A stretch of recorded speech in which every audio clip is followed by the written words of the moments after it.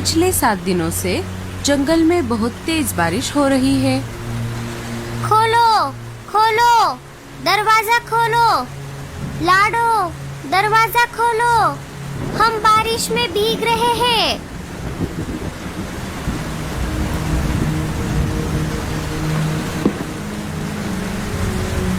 अरे रीमा, भूरे, इतनी तेज बारिश में तुम दोनों यहाँ क्या कर रहे हो?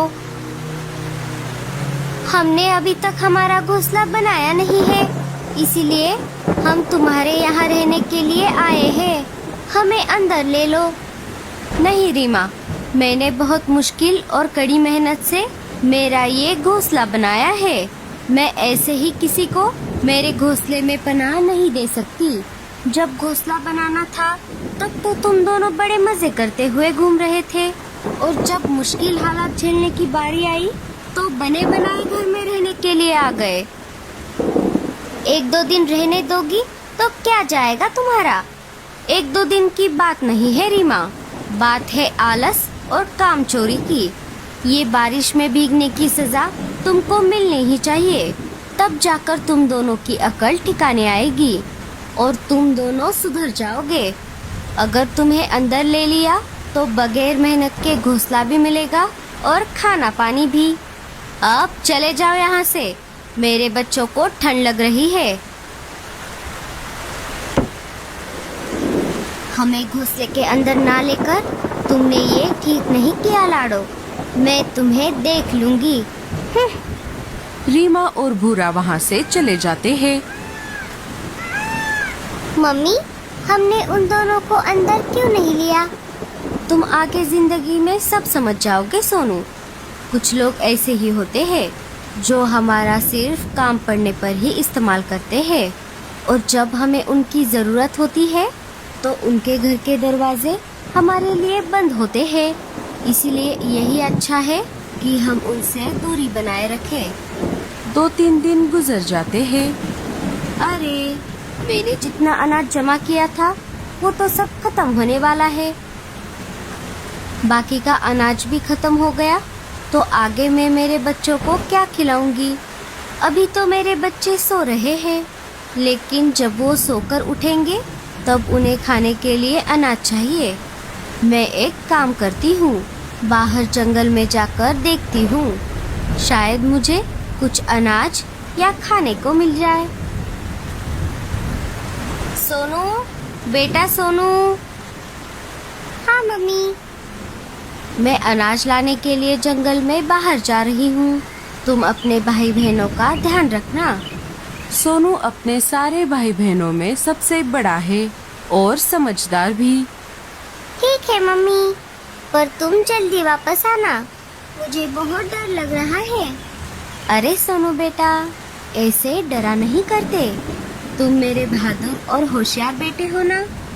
मम्मा, जब तक तुम वापस नहीं आ जाती तब तक हम सब बहुत डरे हुए रहते हैं। और आपको तो पता ही है, जब मेरे दोस्त बबलू की माँ खाना लाने गई थी तब वो घर लौटकर वापस नहीं आई थी। बबलू कहता है कि हम बहुत मस्ती करते थे, इसीलिए उसकी मम्मी उनसे नाराज होकर कहीं दूर चली गई है। अरे नहीं नहीं बेटा, हे ऊपर वाले, अब मैं इन्हें कैसे बताऊं कि बबलू की माँ बुलबुल चिड़िया को शिकारी पंछियों ने पकड़ लिया था। सोनू बेटा, तुम घबराना मत, मैं वैसा नहीं करूंगी। मैं अनाज लेकर जल्दी वापस आऊंगी, मुझे कुछ नहीं होगा। लाडो अपने बच्चों को एक और बार प्यार से देख लेती है। उसे भी जाने का मन नहीं कर रहा था, पर वो भी क्या करती, उसे अपने बच्चों के लिए घर तो छोड़ना ही होगा। लाडो चिड़िया अनाज की तलाश में जंगल की तरफ चली जाती है। कुछ देर ढूंढने के बाद उसे अनाज मिल जाता है। वो अनाज लेकर घर वापस आ ही रही होती है, तभी बारिश और तेज हो जाती है। बारिश के कारण लाडो चिड़िया के पंख गीले हो जाते हैं, जिसके कारण वो उड़ नहीं पाती। वो एक पेड़ की डाली पर आकर बैठ जाती है और बारिश कम होने का इंतजार करती है। अरे, ये क्या? मेरे तो सारे पंख गीले हो गए। लगता है मैं घर सही समय पर नहीं पहुंच पाऊंगी। हे ऊपर वाले, मेरे बच्चे घर पर अकेले हैं, आप उनका ध्यान रखना। अरे ओ बटले, मेरे पेट में तो चूहे दौड़ रहे हैं और ऊपर से इस बारिश के कारण जंगल से कोई इधर आता जाता भी नहीं है। कितने दिन हो गए, ना कोई पंछी खाने को मिला है, ना कोई चूहा। काश आज कोई छोटा मोटा पंछी खाने को मिल जाए तो मजा ही आ जाएगा। लेकिन सरदार, यहाँ बैठे बैठे थोड़ी ना कछु मिलने वाला है। हमें जंगल में जाकर खुद हमारा शिकार ढूंढना होगा। भूरा कौवा और रीमा कौवी उसी इलाके से गुजर रहे थे। तभी शिकारी चील उन दोनों को देख लेता है। अरे वाह वाह वाह वाह, ऊपर वाले ने हमारी इतनी जल्दी सुन ली।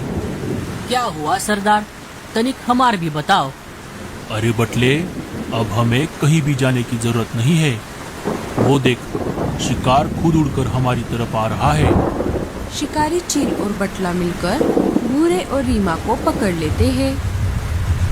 हाय रे, मर गए आज तो। लगता है आज हम बच नहीं पाएंगे। मुझे कुछ करना पड़ेगा। रीमा जमीन पर लेट जाती है। लो, खा लो हमें।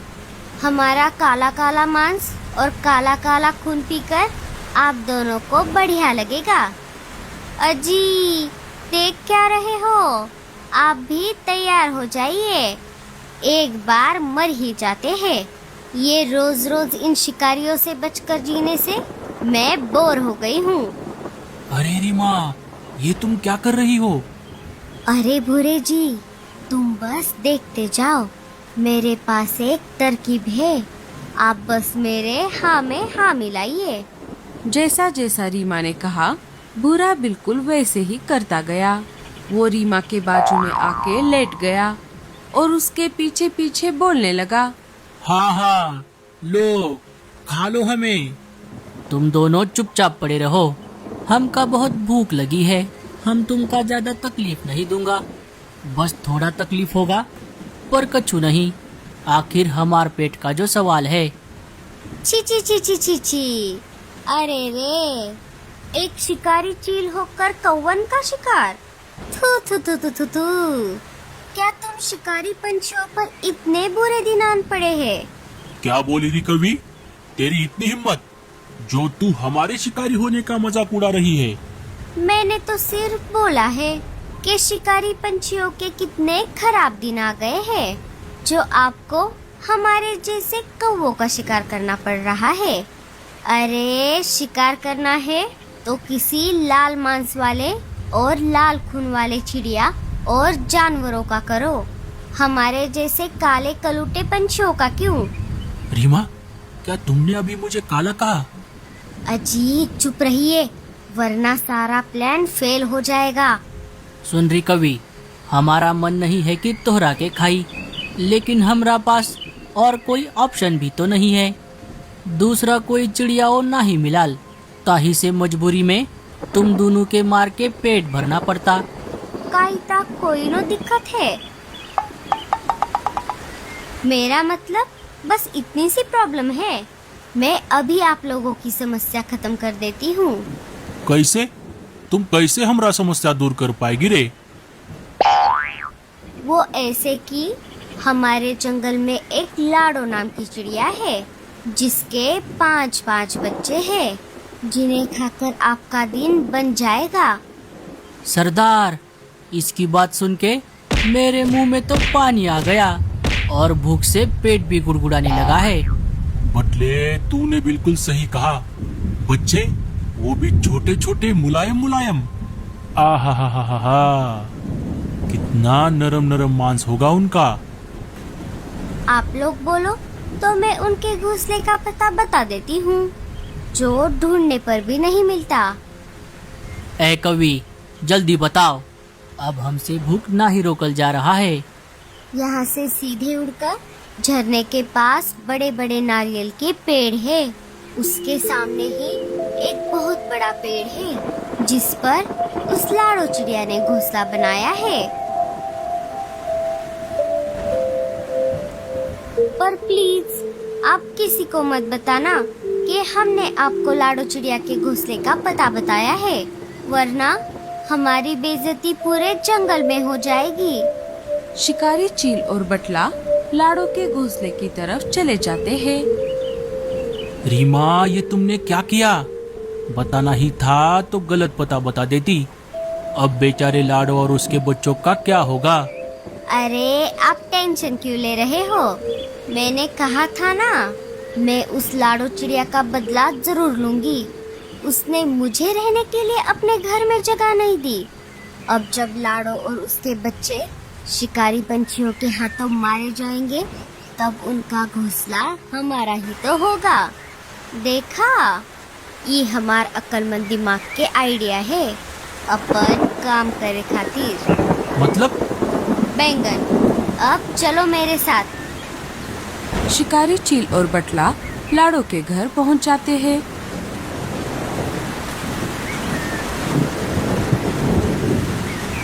शिकारी चील खिड़की के अंदर झांक कर देखता है।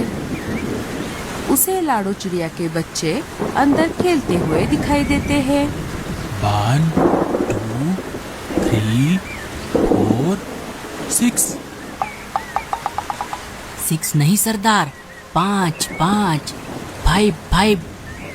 हाँ, 5 पूरे 5 है।